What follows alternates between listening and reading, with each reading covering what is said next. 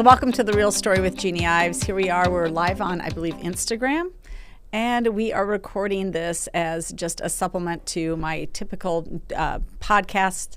Tomorrow, for example, I've got a couple really good guests on. I'm going to have Stu Cvrk on. He'll talk about China. And he'll talk about wokeness in the military. Stu, I've had him on my podcast before. He is a Naval Academy graduate, and he writes for Real Clear Politics and Epoch Times, also publishes his work. So you'll be hearing from Stu. That'll be recorded tomorrow. Also having somebody in from the Illinois Policy Institute tomorrow on Amendment 1. It's a horrific amendment that the unions put up for Illinois, and it essentially would negate us ever becoming a right-to-work state, which would be the, coffin in the nail in the coffin for Illinois businesses. So we'll have those two guests on tomorrow, but this article caught my eye, and I just wanted to essentially read a big portion of it and make some comments on it because I think the writer is spot on. And this article comes from Tablet, and it's called Deborah Birx's Guide to Destroying America. The subtitle is The Former White House Coronavirus Coordinator's Monstrous Autobiography Explains How Lockdowns Happened. It's written by Michael Senger, and it was published on August 7th, 2022. So reading from Mr. Senger's article, he starts out with, Deborah Birx, White House Coronavirus Response Coordinator under President Donald Trump, was one of the trifecta of three leading public officials who successfully pushed COVID lockdowns in the United States. Virtually every page of Birx's new book, Silent Invasion, The Untold Story of the Trump Administration, COVID-19, and Preventing the Next Pandemic Before It's Too Late, reads like a how-to guide from the front lines of subverting a democratic superpower from within. It bears repeating from the outset that lockdowns were never part of any democratic country's pandemic preparedness plan prior to Xi Jinping's lockdown of Wuhan, China. The lockdowns that Xi pioneered and Birx so zealously advocated for reportedly led to over 170,000 non-COVID excess deaths among young Americans while failing to meaningfully slow the spread of COVID anywhere they were tried. It would have been impossible for an enemy agent armed with anything less than nuclear weapons to have inflicted so much damage on America's economy, social fabric, and historical freedoms in such a short period of time. What a great opening statement Mr. Senger works. Of course, this is now me talking. I'm not reading from him. I mean, he is absolutely spot on. The devastation that we have seen economically from the shutdowns is phenomenal. The fact that you literally have a divided America, and you still see people in masks, even though study after study show you that masks don't work. You still see threats from big government people like J.B. Pritzker that he's going to go back to some sort of, COVID shutdown in schools. You still see him mandating testing at universities. I mean, all this is just absolute nonsense. But I mean, the Birx, what Birx and Fauci orchestrated is extremely concerning. Here's one part of it. Chapter 1, according to Michael Senger, he writes, opens with what Birx claims was her first impression of the virus. Talk about these lies. These are where the lies get really telling. This is from Birx's book. I can still see the words splashed across my computer screen in the early morning hours of January 3rd. Though we were barely into 2020, I was stuck in an old routine, waking well before dawn and scanning news headlines online. On the BBC's site, one caught my attention. China pneumonia outbreak, mystery virus probed in Wuhan. Indeed, this is Michael Senger now writing. That BBC article, which was posted at approximately 9 a.m. Eastern Standard Time on January 3rd, was the first in a Western news organization to discuss the outbreak of a new virus in Wuhan. Apparently, Birx was scanning British news headlines just as it appeared. Birx then tells us where she got her philosophy of disease mitigation, recalling how she immediately believed the Chinese citizens knew what had worked against SARS-1, masks and distancing. So now Birx writing again. Government officials and citizens across Asia knew both the pervasive fear and the personal response that had worked before to mitigate the loss of life and the economic damage wrought by SARS and MERS. They wore masks. They decreased the frequency and size of social gatherings. Crucially, based on their recent experience, the entire citizenry and local doctors were ringing alarm bells loudly and early. Lives were on the line, lots of them. They knew what had worked before, and they would do it again. Then Birx spends several pages tutting the CCP for its cover-up of the virus. Okay, she goes on and on. Now, here's what gets worse. One page later, Birx tells us how traumatized she is still from having watched videos of Wuhan residents collapsing and falling dead in January 2020 and praises the courageous doctor who shared them online. So it goes on. Birx basically describes what she saw. She says she's witnessed things like this before in HIV-ravaged communities when hospitals were full of people dying of AIDS before we had treatment, blah, blah, blah. She writes, staring at my computer screen, I was horrified by the images from Wuhan, the suffering they portrayed, but also because they confirmed what I'd suspected for the last 3 weeks. Not only was the Chinese government underreporting the real numbers of the infected and dying in Wuhan and elsewhere, but the situation was definitely far more dire than most people outside that city realized. Blah, blah, blah. Now, here's what's interesting. Going back to what Michael Senger wrote. Birx's book was published in April 2022. The early videos she recounts as the source of her trauma were exposed as fake by the Associated Press and other outlets in February of 2020. So she's writing in April of 2022 about things she was traumatized by, which were fake. And she's in charge of our COVID response, along with Fauci. All right. It goes on. This is also very telling. In the next paragraph, Birx tells us, this is Michael Senger writing, Birx tells us how she grew even more determined after seeing that the Chinese had built a hospital in 10 days to fight the virus. She goes on and on. In her book, she writes, you build a 1,000-bed hospital in 10 days only if you're experiencing unrelenting community spread of a highly contagious virus that has eluded your containment measures and is now causing serious illness on a massive scale. That's what Birx wrote in her book. Now, back to Michael Senger's comments on that. BuzzFeed had proved that images of rapid hospital construction in China were faked on January 27, 2020.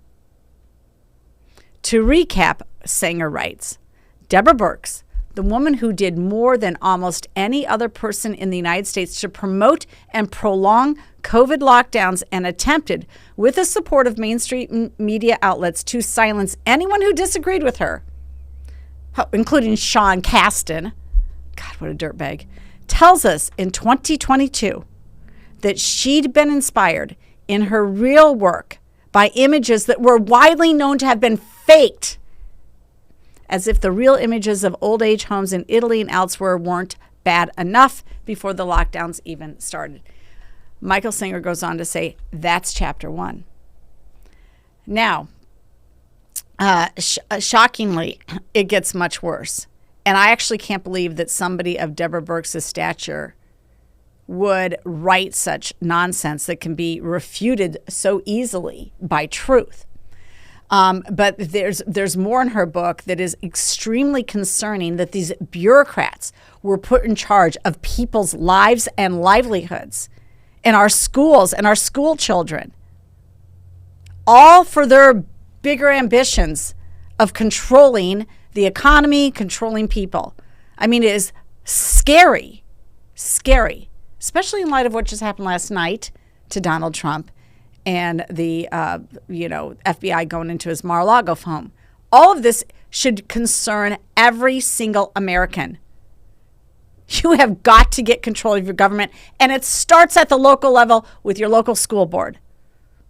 Back to the article, back to Michael Senger's article. This is in Tablet, August 7th, 2022. I highly encourage you to read the whole thing. Okay, all right. Birx then spends hundreds of pages recounting what appears to be political maneuvering to intentionally deceive as many Americans as possible into willingly locking down for as long as possible without making it seem like a lockdown. This is Birx writing. At this point, I wasn't about to use the words lockdown or shutdown. If I had uttered either of those in early March after being at the White House only 1 week, the political, non-medical members of the task force would have dismissed me as too alarmist, too doom and gloom, too reliant on feelings and not facts. They would have campaigned to lock me down and shut me up. Back to Michael Senger's comments. Birx recalls using flatten the curve guidance to manipulate the political non-medical members of the government into consenting to lockdowns that were stricter than they realized. Birx wrote, on Monday and Tuesday, while sorting through the CDC data issues, we worked simultaneously to develop the flatten the curve guidance I hope to present to the vice president at week's end. Getting buy-in on the simple mitigation measures every American could take was just the first step leading to longer and more aggressive interventions. We had to make these palatable to the administration by avoiding the obvious appearance of a full Italian lockdown. At the same time, we needed the measures to be effective at slowing the spread, which meant matching as closely as possible what Italy had done, a tall order. We were playing a game of chess in which the success of each move was predicated on the one before it. Back to Senger. She also admits that her guidance regarding the maximum allowable size of social gatherings, 10 people, was arbitrary because her real goal was 0. No social contact of any kind whatsoever. Birx writing, I had settled on 10 knowing that even that was too many, but I figured that 10 would at least be palatable for most Americans, high enough to allow for most gatherings of immediate family, but not enough for large dinner parties and critically large weddings, birthday parties, and mass social events. Similarly, if I pushed for 0, which was actually what I wanted and what was required, this would have been interpreted as a lockdown, the perception we were all working so hard to avoid. So there you have it. Their strategy continued saying, well, the White House would encourage the states, that the states would recommend, or if needed, they would mandate, but they didn't really want it coming from the Republican White House, and on and on and on. All they did, Birx is admitting full up, all they did was they manipulated the language. They weren't truthful with Americans, and she reveals all of it as if she's proud of it. This is how arrogant these people are. She actually thinks that she was still right on this stuff. And she writes this book. It's published in April of 2022, and it's alarming. This was their thought process. I have said it before. I will say it again. Trump's biggest mistake was not firing Fauci and Birx within 3 weeks. Big mistake. Personnel is policy. And they ended up taking over. And now we know the truth. The lockdowns didn't work. Didn't matter at all. In fact, what they did is they hurt. So what, we've added $7 trillion in debt that our kids are going to have to pay off? We stunted their educational growth. And now you've got all sorts of school systems crying for additional financial support to, make up the difference with extra tutors or God knows what else. What a disaster. What a disaster. Back to this, and then I'll let you guys read the story on your own. In what Michael Senger goes on to write, in what may be her most damning remark about the entire U.S. response to COVID, Birx tells us that she'd always known 2 weeks to slow the spread was a lie and knew in advance that she wanted the time frame extended despite having no data to support why such a step was scientifically sensible. Birx wrote, in her book, she wrote this: no sooner had we convinced the Trump administration to implement our version of a 2-week shutdown than I was trying to figure out how to extend it. 15 days to slow the spread was a start, but I knew it would be just that. I didn't have the numbers in front of me yet to make the case for extending it longer, but I had 2 weeks to get them. However hard it had been to get the 15-day shutdown approved, getting another one would be more difficult by many orders of magnitude. Michael Senger wrote, this is one of the several quotes in which Birx refers to our version of a lockdown, though she never makes it clear what the original version of the lockdown was. Read China's. In fact, China's was the original version of the lockdown. In fact, though Birx spends hundreds of pages boasting about her crusade for lockdowns across America, she never once explains why she wanted them or why she felt they were a good idea, other than the aforementioned brief asides about China's supposed success. Well, we know how that's worked. China's trying to lock down their entire country again. I mean, this is so alarming. If you don't want to buy Deborah Birx's book, honestly, just go to Tablet and read this article by Michael Senger, Deborah Birx's Guide to Destroying America. You know what? When Trump said you need to drain the swamp, he was absolutely true. Absolutely true.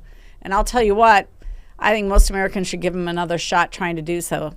And I say that as somebody who's absolutely supportive of Ron DeSantis, thinks he's doing a fabulous job as a governor. But we need somebody in there who is going to drain the swamp. So now you have the politicized FBI. Let's just go to that for a moment. Reading on the Daily Signal. What happened last night?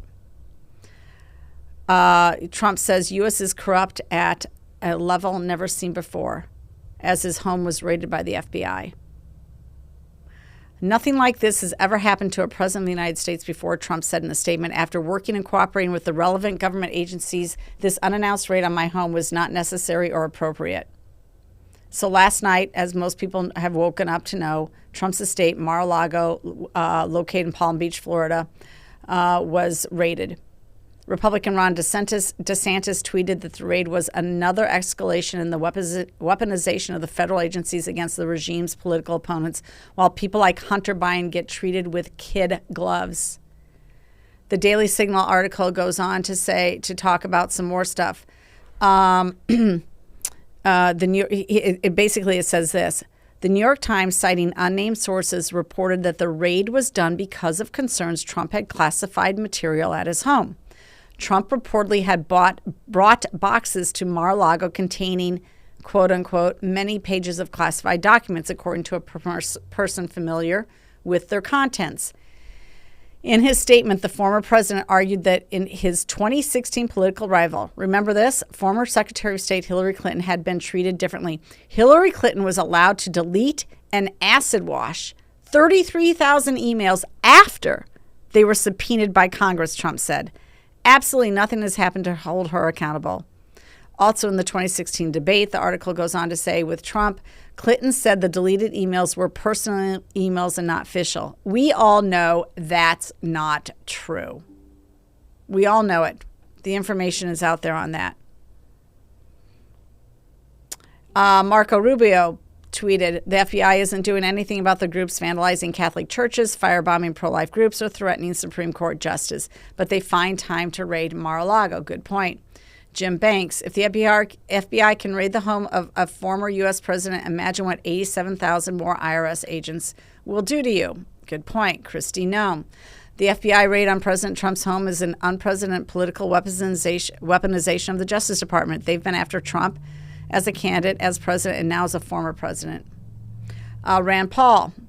The @FBI raid on President Trump was approved by Director Wray, who also claimed that the illegal FISA warrants used to spy on Trump were constitutional. Today's raid is outrageous and unjust, but predictable. Representative Dan Bishop, the FBI and DOJ are acting as the political enforcers of the Democrat Party. The FBI must immediately release the information used to obtain the warrant. Garland and Wray must immediately come before the Judiciary GOP. At Judiciary GOP. Republicans must smash the FBI into a million pieces. Ted Cruz. The FBI raid in Donald Trump's home is unprecedented. It is corrupt and an abuse of power. What Nixon tried to do, Biden has now implemented. The Biden administration has fully weaponized DOJ and FBI to target their political enemies. Yep, he's right. So that's where we're sitting. We have Birx fully admitting that she was trying to lock down the country and that she had no basis for doing that, fully admitting that she wasn't being truthful and upfront about what her agenda was. You've got the FBI raiding a former president's home for no reason, because if there were classified materials, they were already in discussion about what was in those. No reason to raid him at all. No threat of him flushing him down the toilets. He wasn't even there. It's just alarming. It's extremely alarming. Again, though, if you're listening to this podcast, it all starts local. you have bad stuff happening locally too. I guarantee you. There's you just go to the Edgar County Watchdog site and read what's been going on in this state for a long time. So time to get involved, people. Otherwise, you're going to lose your constitutional republic and will become a banana republic. Okay, thank you so much for listening to The Real Story with Jeanne Ives.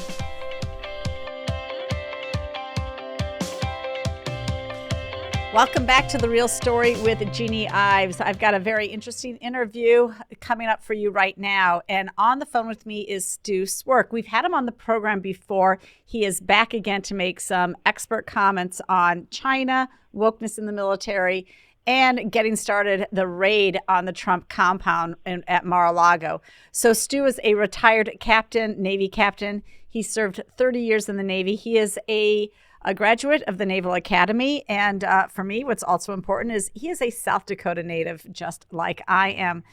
So he has, during the Navy, his time on active duty, he served in the Middle East and the Western Pacific.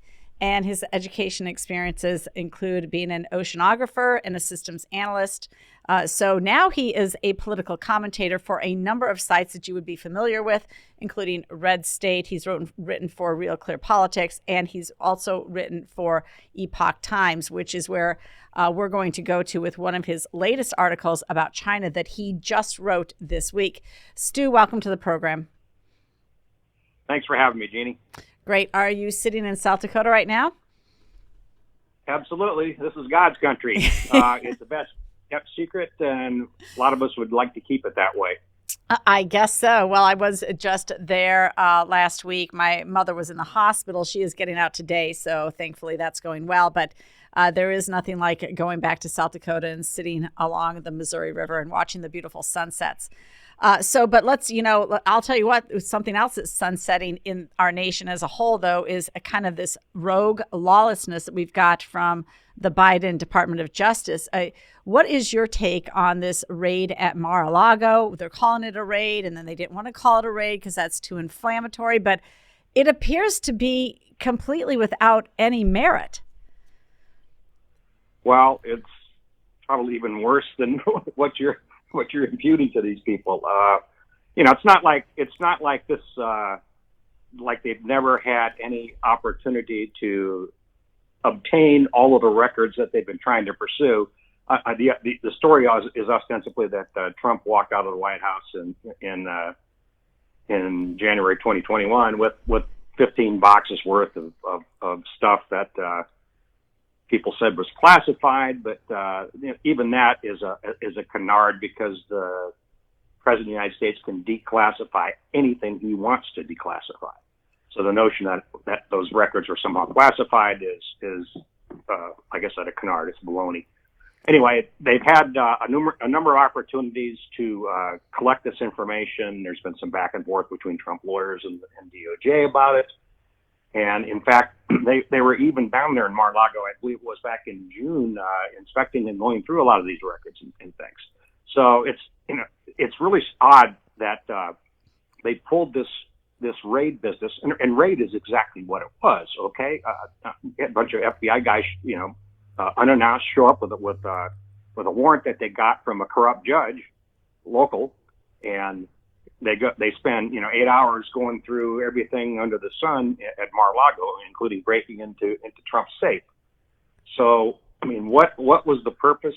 What were they trying to really do here? They could have gone about this a different way. They could have gotten a subpoena and subpoenaed the records. Instead, they went through this Keystone Cops operation to try to find these records.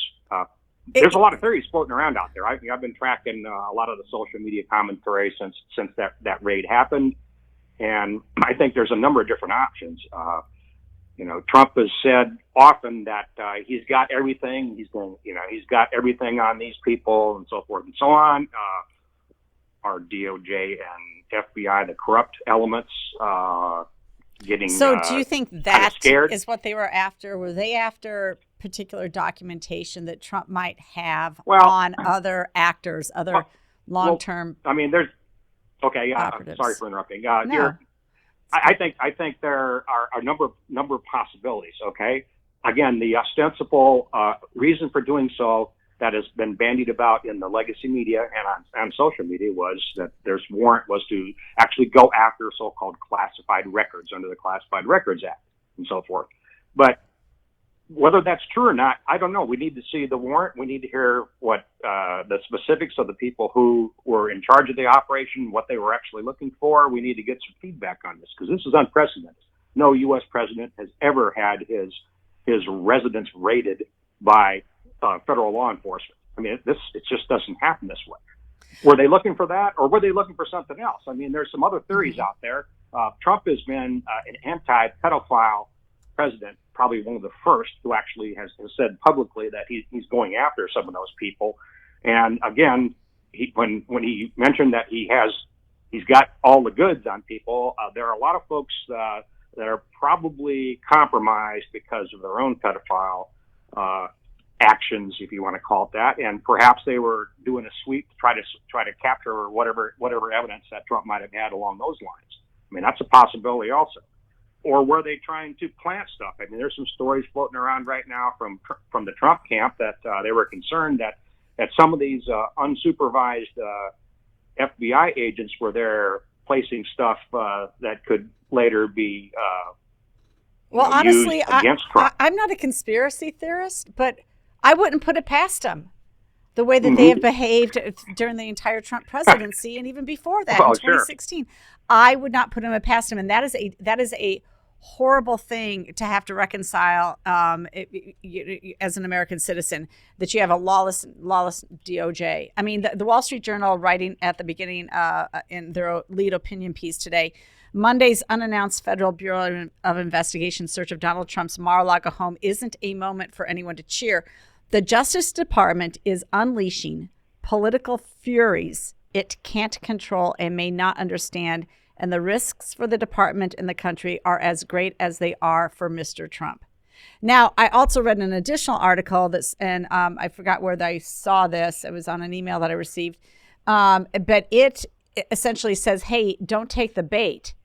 So as mad as people were and they went and rallied on January 6th, some people believe that this is a way to bait Trump supporters and patriots into creating some sort of other J6 event and then turning the tide for the election coming up in November. Now, and I think, that is fair warning. I think people are justifiably very, very upset, but now's the time for us to use every legal possibility we can to, at least Trump, to protect themselves. And then it's got to be at the ballot box. We have to wreak havoc at the ballot box. Exactly. And you took the words right out of my mouth. I was going to say that was yet another avenue of, as you say, conspiracy theory. But conspiracy theory is just a definition of time. You wait long enough, and conspiracy theories somehow have a magic way of becoming true, particularly in the Trump era. I mean, that's what we're dealing with here. What we need. You talked about the ballot box. For me, this business about this raid is a litmus test for every single elected Republican, from top to bottom, from the leadership in the Senate, who have given their Casper milquetoast responses delayed to this, no expression of outrage or anything like that. I've seen what Thune and McConnell have said, and my own Senator Mike Rounds has come out today with his little announcement saying, "I'm just going to hold fire until I see what DOJ says." Blah blah blah. That's not enough as far as I'm concerned. Okay. Well, Mike Rounds has been a disappointment on a number of other fronts as well. Oh, by the way. Well, yeah.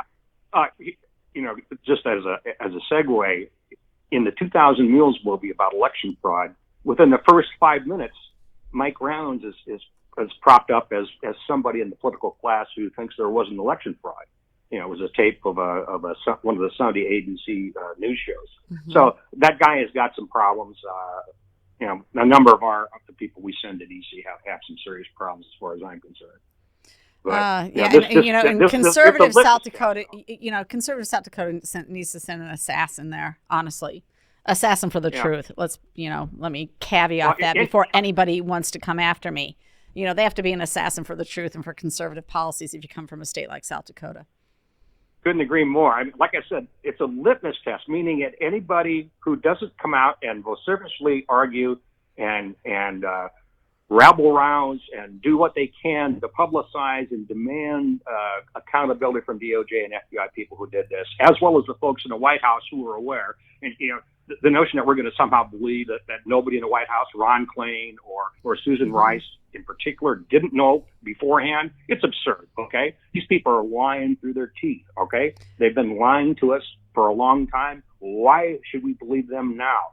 Any Republican who rolls over and doesn't do anything is going to suffer the same fate as the majority of those gutless representatives who voted to impeach Trump. They're gone. Yeah, almost all of them are gone. Well, any Republican in any form of leadership right now in who has not made a public statement disavowing the raid and asking for an immediate revelation of the warrant and all the backup information.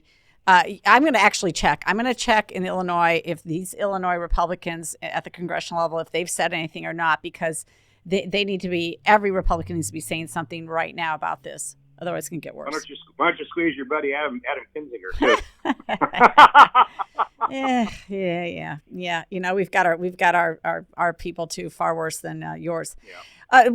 So in the midst of all this, you've got this raid on Donald Trump's Mar-a-Lago. This is a complete distraction from all the other things that are going on. Let's turn to China here.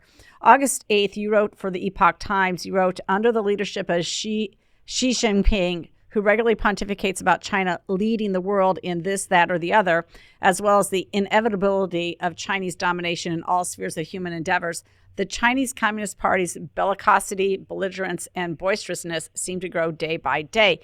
And you essentially start off by talking about Pelosi's trip to Taipei and their response. And it couldn't be more. And then you go on to talk about the mainstream media being basically apologists for China, sort of like we've all forgotten. Have we not forgotten what happened in Hong Kong just 2 years ago? The waving of the American flags, the protesters lining the streets, day after day after day, political prisoners being taken away, them still lining the streets, them still protesting. And China won. And we have just forgotten about that. And our corporate elites have just let it all continue on. So your article, a very lengthy article, very well written. I encourage everybody to go read it. But what's going on here? What's going on here? What we're seeing is the continued Biden regime's kowtowing to China. Anybody who thinks that the Biden crew are not enthralled to China because they've been bought and paid for through corruption over the years is deluding themselves. There's ample evidence already on the public record about the Biden family's transactions with entities and companies associated with China that are linked directly to the PLA and to the Ministry of State Security, their intelligence services. So the notion that the Biden administration is somehow going to be tough on China on any topic, they'll say a few strong words, but actions speak louder than words, as everybody knows, and there are no real actions or follow-ups that are being done. Now, this notion of, I'm very skeptical personally about Pelosi's visit. I've been arguing with a number of people who are China watchers about this. Okay, what do you think happened? What do you mean skeptical? Explain that. Well, I'll get to that. I say some of these friends of mine are skeptical. Well, I'm skeptical. Some of them are willing to give Nancy Pelosi a free pass for her less than 1 day visit to China to actually say something right. Now, her words spoken when she was in Taipei were correct and were useful, but they didn't really move the needle. We're still adhering to the one China policy and the ridiculous things that the Carter administration gifted us that we've lived with since then. Mm-hmm. This notion that Taiwan is part of China, that's absurd. Okay, they certainly Chinese don't act that way. Nobody acts that way. Well, yeah. So my skepticism is manifested like this. You look at Pelosi's career.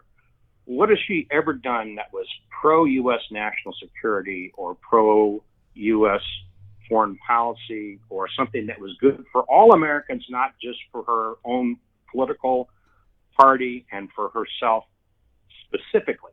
The fact that, her husband has been making bank on Chinese investments, for decades, and their net worth is north of $100 million. How does that happen? All right. So, we've seen in the press that, Paul Pelosi was making some investments in a Chinese chip company, NVIDIA, I forget what the name of it was. So, and we're also finding out, and our legacy media here in this country hasn't even explored this notion. Paul Pelosi Jr. went with Pelosi on that boondoggle trip to Asia. He was there, okay? And he has been linked to, call it, Hunter Biden-like activities in the past. So, it's absurd to think that this drive-by meeting that she held briefly in Taiwan is somehow, like I said, going to move the needle. In reality, my skepticism, we talk about conspiracies, and I'm susceptible to them as well. But what I think is, it's very possible that the Chinese knew and were actually behind the scenes applauding her visit because they knew it wouldn't move the needle on foreign policy or anything like that. But what it did is it gave them a reason for doing the ramp up of the exercises that they've been conducting over the past several days since her visit. And they've actually declared lately through their own state-run media that this is the new normal. They're going to deploy forces inside the air defense identification zone and in the coastal waters of Taiwan with impunity, and nobody's going to stop them. In other words, the same operations tempo that they used during this series of complex exercises is going to continue ad infinitum. So I think they're just using, I think this Pelosi. That's a really good point. She could have been a tool for the Chinese Communist Party and an excuse for them to continue their military excursions into the South China Sea. It gave them a reason to do so. Absolutely. It gave them a reason to do so. Her trip precipitated the ramp up. Right. We can't be playing checkers with these folks. We got to be playing chess. Amen to that. So the narrative, was, well, we got to stand up for China. She can't back down. She's got to go. It's a sign of force. When the response should have been like, oh, really? You're going to play that game? Yeah. But honestly, you have to explain it to people. People they're not Chinese watchers. My question is, where's the follow-up, Nancy? Okay, yes. You said a couple good words. You're back in the U.S. Right. Okay, and now you're commenting on the Mar-a-Lago raid as if your trip to Asia and China in general should be forgotten because it's over and done with. Well, where's the follow-through? Yeah, well, you're right about that. You say, those same appeasers and supporters of cooperation, competition, engagement with China were hard at work surrounding Pelosi's trip to Taiwan.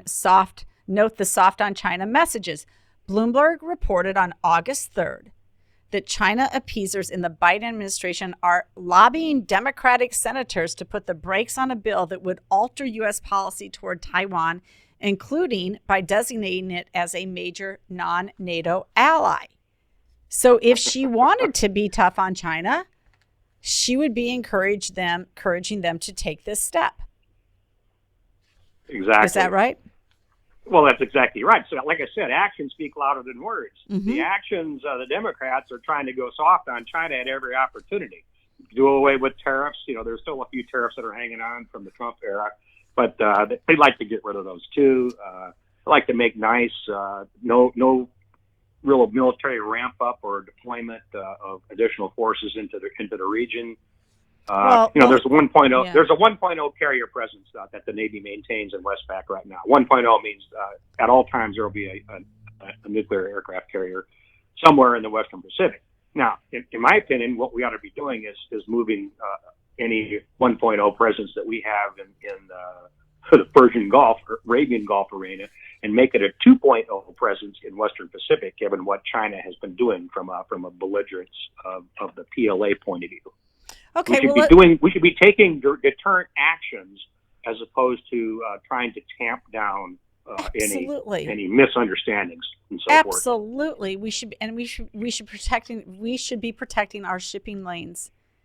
And those would be the shipping lanes surrounding the other Southeast Asian countries, not necessarily protecting the corporate titans and their operations in China, but more operations in the other area, the other parts of that world.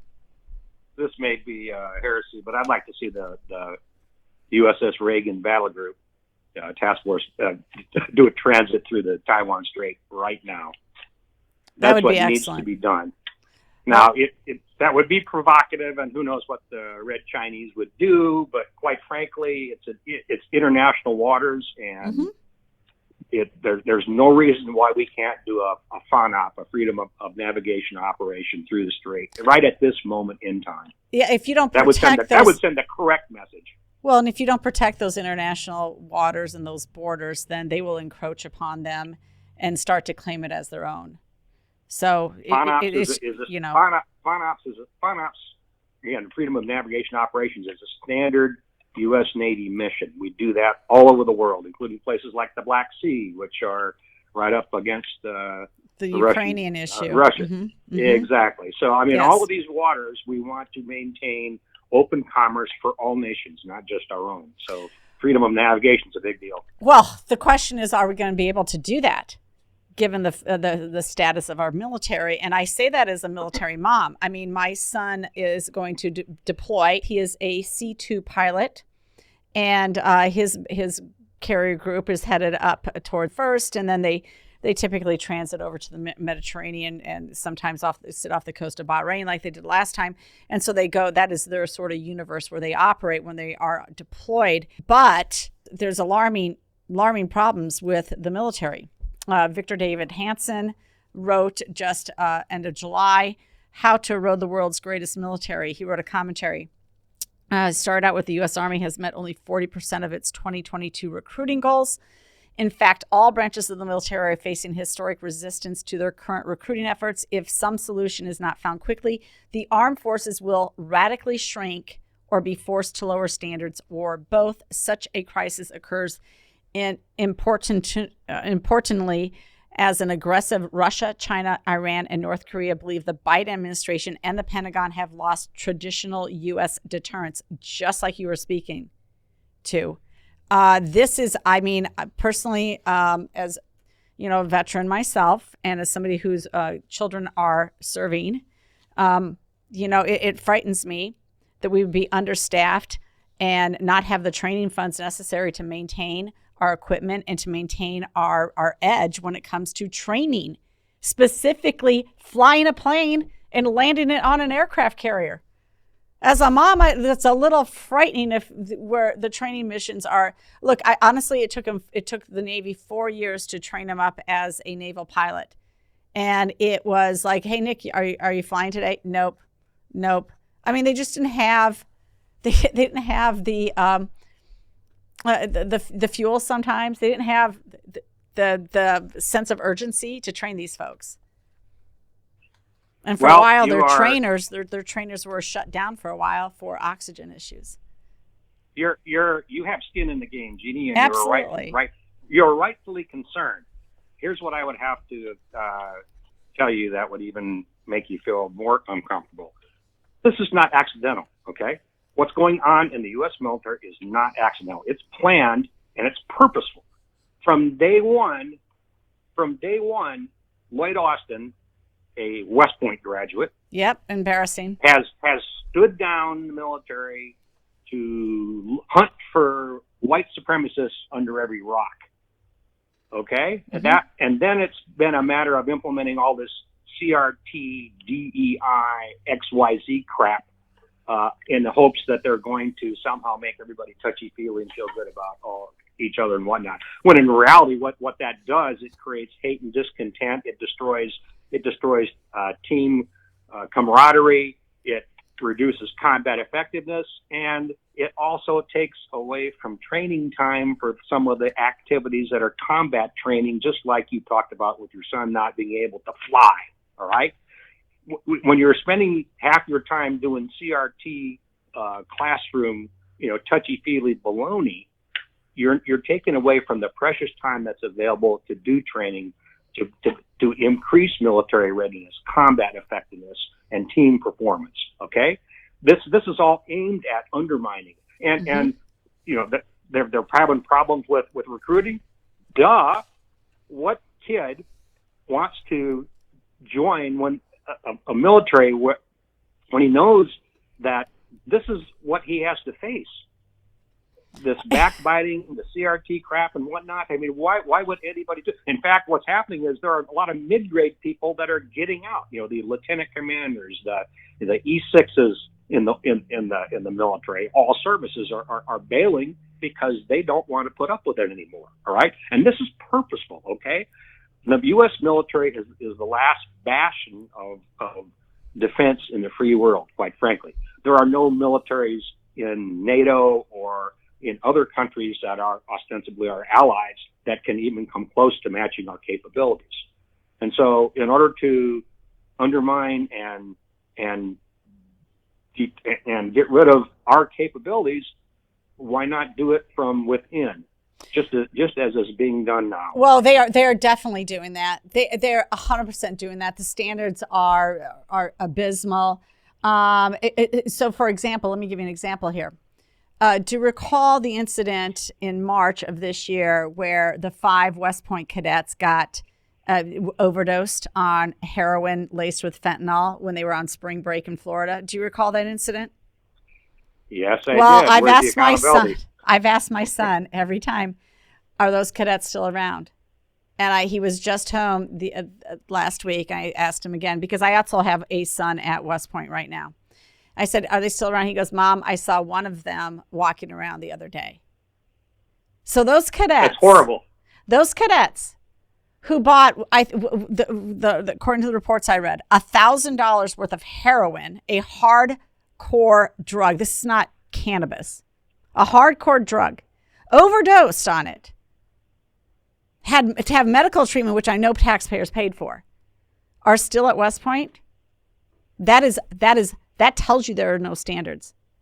They should have been out-processed and forced to pay back their education and given a dishonorable discharge. There was a zero tolerance. Okay, here it gets worse. So I have a few congressmen that I'm friendly with. One of them is, I will not say who he is. One of them, I texted, hey, my son saw this guy, the cadet's still there at West Point. What the hell's going on? Can't you investigate this? You're a congressman, after all. And his response was, well, only one of them actually was taking the drugs. The other ones overdosed because they tried to resuscitate him and they got some of the substance in their bodies when they were trying to give mouth-to-mouth resuscitation. That was the response. No, the response is that you were party to the party where you bought $1,000 worth of heroin laced with fentanyl and this is like the honor code. Can I not lie, steal, or cheat, nor tolerate those that do? Listen, I'm sorry, but you don't tolerate people who are doing this. You don't tolerate. There's zero tolerance here. And of course, I texted that back, and I haven't heard back from the guy. He'll probably never return my text from now on. But this is a problem. Look, there are other good West Pointers, though. Let's talk about Mike Pompeo. He wrote this commentary May 25th. Biden's poor leadership is putting the U.S. military on dangerous grounds. He starts out by saying, after graduating from West Point, I became a platoon leader of Abrams tanks facing the Soviet Union. I hear the call of trumpets to this day and am blessed with memories of dear friends and classmates who gave their lives to defend our nation on distant battlefields. Every death of our brave men and women is a great tragedy, but such sacrifice and loss should never be the result of inadequate arms. I consider it my sacred duty to speak out when our nation's strength is compromised by politicization and mismanagement. He says, I recently wrote about the emphasis on indoctrination and the infusion of a deeply flawed perspective known as wokeness into our nation's armed services have served to deprioritize the fielding of new weapons urgently needed by our warriors. Dwight D. Eisenhower, president, warned of the accretion of power that may arise from improper oversight for the diversion of management attention, which should be focused on critical programs. It has the potential to increase unaccountability within the military-industrial complex. And there definitely is a military-industrial complex. I don't think anybody's arguing about that. But, he goes on to say that Oh gosh, let's see here. The Biden administration's defense budget will hollow out America's forces through the adoption of a divest to invest policy. What at first appears to be a small increase in military spending is actually a sizable reduction in expenditures when the effects of President Biden's inflationary spiral are considered. It is imperative to weigh how the Pentagon's money is spent. As the war in Ukraine proves, our military must possess persistent capabilities that are not cut to permit the ephemeral funding of future weapons systems. This essential logic seems lost within the corridors of the White House and the E-ring. It couldn't be closer to the truth here. Yes, unfortunately, he doesn't go quite far enough, because what Secretary Pompeo was saying is just a repeat of virtually every Democrat administration we've had since the Cold War and before the Cold War. In fact, the Vietnam drawdown after we left Vietnam, what the Carter era did, the Clinton crew drew down and turned swords into plowshares. All his crap in the 90s. Well, listen to this. Same thing. I mean, this is something that Democrats do. Now they're also masters at saying, well, we're gonna write these big grandiose plans about future capabilities, that we're going to invest in R&D, and we're going to have future capabilities that do this, that, and the other. And the Biden crew has got one too. They've got something called the Pacific Defense Initiative, where their goals are we're going to forward deploy long range missile strike capabilities, cruise, ballistic, hypersonic, and whatnot. We're going to put more missile defenses that are forward deployed. We're going to have better space-based and terrestrial sensors, and we're going to do things with our allies to make sure that we can support and logistically support and make sure that there are no legal constraints with respect to putting up these forces in a forward deployed situation. Okay, that all sounds good, but it's, I've been down that road before, where we've heard these Democrat promises that we're going to do this, that, and the other sometime in the distant future, and they never materialize, okay, because people forget. These things are said for political reasons, all right? Yeah. You look at the reality. The U.S. Navy is projected to have maybe almost 300 ships by 2030 or so. Well, we're already the second largest Navy in the world. PLA Navy has more ships and more capabilities than we do in certain areas. And they're projected to have maybe as many as 600 ships by about 2040 or so. Right. So what are we doing here? I don't know. Pompeo wrote. There's no urgency. No urgency, okay? No, Pompeo laid out some of the facts. He's like, America must dominate the seas, not bow to an hegemonic communist state. But our woke Navy is set to lose more ships than America has lost in many of our wars. This is unacceptable in a period in which the PRC will have half again as many ships as our Navy, though China has never been a naval power. He goes on to say the Marines are being gutted due to misguided objectives that have deprioritized the maintenance of prodigious lethality and proven force components. The service has lost all of its tanks. Crucial programs have been canceled, including the amphibious expeditionary fighting vehicle developed at a cost of over $3 billion, but terminated by the Obama administration before production began. And then this is the kicker. A truly adequate replacement has yet to be deployed. But on Earth Day, Mr. Biden declared his commitment to spend billions to make every vehicle in our military climate friendly. I mean, it's a joke. It's a joke. And until you elect serious people that want to handle serious problems, I worry for the future of our country. Well, we need to send every single greenie everywhere in the United States to a course on the laws of thermodynamics, so we get past this notion. That somehow green energy is going to power our vehicles. For heaven's sakes, that's not possible.